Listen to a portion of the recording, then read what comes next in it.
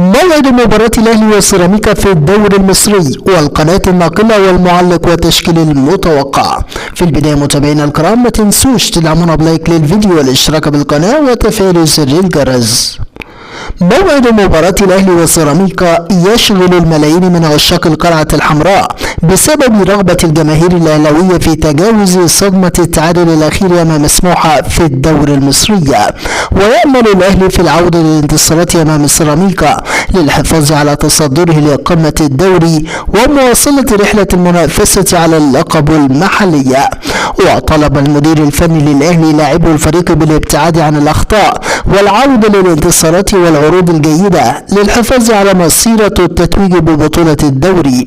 وفقد الأهلي نقطتين جديدتين في الدوري المصري بعد سقوطه في فخ التعادل السلبي مع سموحة، لكنه ظل على الصدارة في الوقت تعادل فيه أيضا أقرب ملاحقيه الزمالك مع المقاولون العرب ليستمر فارق النقطتين بين القطبين.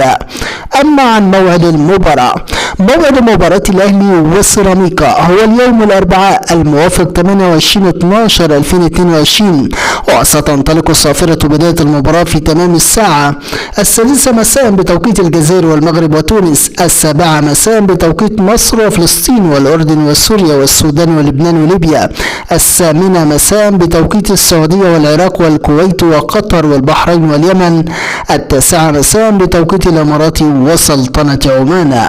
أما عن القناة الناقلة للمباراة، تذاع مباراة الأهلي والسيراميكا على قناة اون تايم سبورت 1. أما عن معلق المباراة، سيتولى مهمة التعليق على أحداث المباراة المعلق المصري الشهير محمد الكواليني.